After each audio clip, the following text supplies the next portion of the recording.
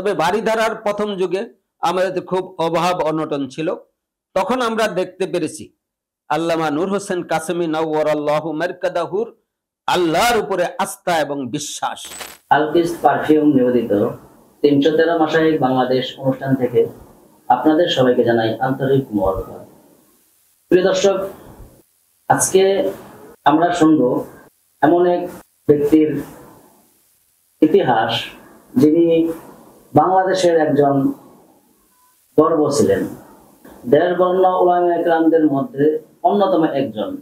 উনি হচ্ছেন আল্লামা নূর হোসেন কাসেমী রহমতুল্লাহ আলাইহি। ওনার জীবনী আজকে আমরা শুনব। আমাদের অনুষ্ঠানে আছেন হযরত মাওলানা ইউসুফ মিয়াজি কাসেমী দামাত বারাকাতুহুম, ওনার কাছ থেকে। মালিবাগের জীবন, হযরত তালিম এবং তরবিয়ত নিয়ে ছাত্র গড়ার কারিগর হিসাবে হযরতকে সবাই এক বাক্যে মেনে নিতেন।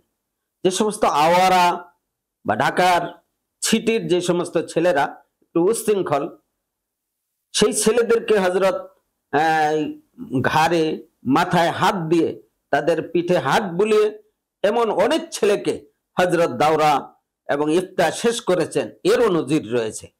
তাই মালিবাগের জীবনে হযরতকে মানুষ গড়ার কারিগর হিসাবে মনে করতেন। এরপরে 1977 পর্যন্ত মালিবাগে শিক্ষা বছর শেষ করে হযরত নতুন সিদ্ধান্ত নিলেন নিজস্ব জায়গায় নিজস্ব স্বাধীনভাবে একটি প্রতিষ্ঠানকে গড়ে তোলা, ছাত্রদেরকে শিক্ষক হিসাবে গড়ে তোলার জন্য একটি নিজস্ব প্রতিষ্ঠান দরকার। চিন্তা করে ভাবনা করে হুজুর পেয়ে গেলেন জায়গা জামিয়া মাদানিয়া বারিধারা। এই বারিধারা মাদ্রাসার সন্ধান পেলেন হযরত। আমাদের দাওরায়ে হাদিস শেষ পরীক্ষার দিন আমাকে ডেকে বললেন, ইউসুফ তুমি কি বাড়ি যাবে? আমি বললাম দেওবন্দ যেহেতু যাবো, একটু বাড়ি যাওয়া দরকার।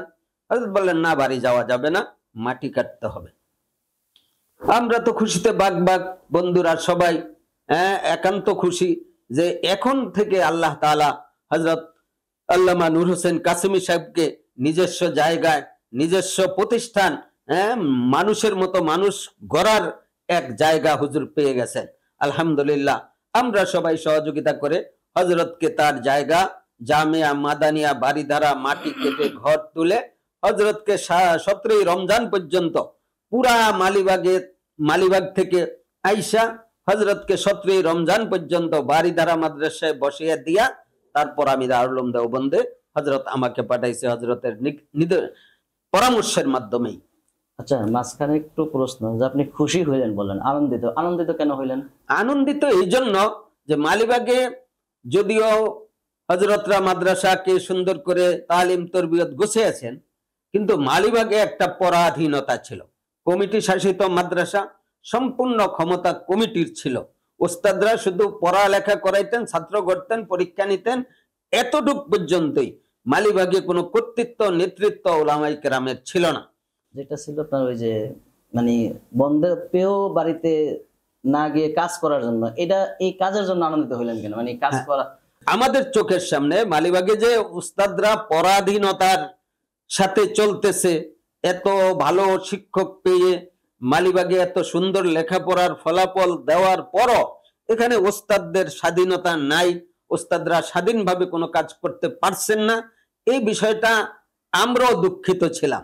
আমাদেরও মনের একটা তামান্না আশা ছিল, আল্লাহ তাআলা যদি আমাদের ওস্তাদদেরকে এমন একটা জায়গা নিজস্ব আঙ্গিকে গড়ে তোলা এবং নিজের স্বাধীনভাবে এটাকে ফুটিয়ে তোলার মতো জায়গা পাওয়া যেত তাহলে খুব ভালো হইতো। আর সেই জায়গাটাই হলো জামিয়া মাদানিয়া বারিধারা মাদ্রাসা।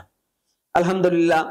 যাওয়ার পরে বন্ধুরা চিঠি লিখলো, ইউসুফ তুমি সফল, কারণ তোমাকে পাঠিয়ে দিয়ে আল্লামা নূর হোসেন কাসেমী এসার পরে আপনার আমলের পরে হযরত যে দোয়া করেছেন, এই দোয়াতে আমরা সবাই বুঝি, আমাদের কারো বাকি নাই যে আল্লাহ তাআলা তোমার জন্য দারুল উলুম দেওবন্দকে সবকিছু সহজ করে দিবে। এটা আমরা সবাই বুঝতে পেরেছি, তোমার জন্য হুজুর এইভাবে দোয়া করেছেন। আলহামদুলিল্লাহ হজরতের দোয়ায় আমি দারুল উলুম দেওবন্দে পরীক্ষায় ভালো ফলাফল করে ভর্তির সুযোগ এবং খাওয়া দাওয়া সহ সব কিছু লেখাপড়ার এক সুন্দর পরিবেশ হয়েছে আলহামদুলিল্লাহ। কাজের বিষয়, ওই যে কাজ করার জন্য, যে মাটি কাটার জন্য যে আসলেন মালিবাগে, যখন আমাকে বলছিল যে বাড়ি যাওয়া যাবে না, মাটি কাটতে হবে, তখনই আমি বন্ধুদের সাথে এসে আপনার মালিবাগের হাউজের উপর 3 তলার রুমে ঘোষণা দিলাম যে হুজুর বলছেন মাটি কাটতে হবে। এখন মাটি কাটতে হলে টুকরি দরকার, ওরা দরকার, এডি তো কিনতে হবে। আমি 2টার দাম দিলাম, তোমরা কে কয়টার দাম দিবা। এইভাবে করতে করতে আমাদের 13টা টুকরির টাকা হয়ে গেছে। পরীক্ষা শেষে আমরা টুকরি পাতি কিনা সেগুলিরে বাদাই করে সুন্দর করে রেডি করছি। এখন তো কোদাল দরকার, ফজলু ভাইকে বললাম কোদালের ব্যবস্থা করো। ফজলু ভাই 2টা কোদালের ব্যবস্থা করছে। পরে আমার স্মরণ হলো আমাদের বন্ধু হযরত মাওলানা আব্দুল কাইয়ুম সাহেব দামাত বারাকাতুহুল আলিয়া, সিদ্দিকিয়া দরবার শরীফ, মিরপুর। তো ওখানকার মুহতামিম, ওইখানকার মধ্যে আপনার টুকরি এবং বিরা কোদাল অভাব নেই। সেখানে ফোন করলাম, বলল যে আপনি আইসা নিয়ে যান। পরের দিন আমি মিরপুর গেলাম, দারুস সালাম কল্যাণপুরে। দারুস সালাম কল্যাণপুর থেকে আমি কোদাল, টুকরি এবং মাটি কাটার বিরা নিয়ে আসলাম। আর আমাদের মকবুল ভাই, আব্দুল গাফফার সহ, মকবুল ভাই সহ আমাদের সাথীরা, বন্ধুরা রামপুরা দিয়া এই নতুন রাস্তায় হেঁটে হেঁটে, তখন রামপুরা ব্রিজ পর্যন্ত রাস্তা চালু ছিল, বাকিটা মাটি উঁচা নেচা নতুন মাটি ফালানো ছিল, সেখানে কোনো গাড়ির চলার ব্যবস্থা ছিল না। ওনারা পায়ে হেঁটে এই বাড়িধারা পর্যন্ত আসছেন। আলহামদুলিল্লাহ এখানে আইসা 17ই রমজান পর্যন্ত মাটি কাইটা হুজুরকে ঘর তুলে দিয়ে গেলাম দারুল উলুম দেওবন্দে। বাড়িধারা প্রতিষ্ঠিত হয়েছিল কত সালে? বাড়িধারা 1987 সালে বাড়িধারা হযরত আসলেন। শ্রেণী জামাত কিভাবে মানে বাড়িধারা শুরু হয়েছিল দাওরা মেশকাত থেকে আরম্ভ করে, উপরের থেকে শুরু হয়েছিল। নিচের দিকে নাহমির, হেদায়েতের নাহবু, ইবতেদায়ী, এই দিকে ছাত্র কম ছিল, মক্তব হেফজখানা ছিল না। পরবর্তীতে 1-2 মাস, দ্বিতীয় বছরে এসে আমরা মক্তব চালু করতে পেরেছি এবং হেফজখানা চালু করতে পেরেছি। তাইলে মাদ্রাসাটা আমাদের মূলত এই উপরের দিকে দাওরার দিক থেকে শুরু হয়েছে, শেষে দিয়া সংযোজন হয়েছে মক্তব হেফজখানা। আলহামদুলিল্লাহ বাড়িধারা মাদ্রাসা একটি মডেল, লেখাপড়া, শিক্ষা দীক্ষা সর্বদিকে। তবে বাড়িধারার প্রথম যুগে আমাদের খুব অভাব অনটন ছিল।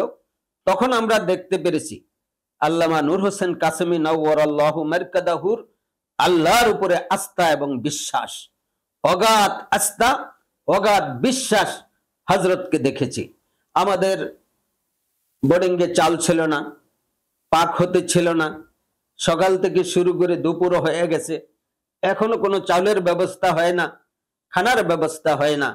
যখনই দেখা গেছে কোনোদিন এক বেলার খানা মিস হয়ে গেছে, তখন আল্লাহ তাআলা হযরতের এই অগাধ বিশ্বাসের কারণে দেখা গেছে 1 মাসের খাবারের ব্যবস্থা আল্লাহ তাআলা কুদরতি ভাবে করে দিয়েছেন। কোত্থেকে কে আমরা জানিও না, চিনিও না, এমন ব্যক্তি আপনার গাড়ি ভরে চাল ডাল খাবার নিয়ে এসে হাজির হয়ে যেতেন। আবার হযরতের আহলে খায়ের সারা বাংলাদেশে, ঢাকাতেও হুজুরের অগণিত শাগরেদ ছিল, যারা খবর পাইলেই হযরতের জন্য খাবার ছাত্রদের জন্য খাবার দাবারের ব্যবস্থা করে নিয়ে আসতেন। তো এইভাবে আল্লাহর প্রতি তাওয়াক্কুল, এটা অত্যন্ত মজবুত এক তাওয়াক্কুল হযরতের ছিলেন।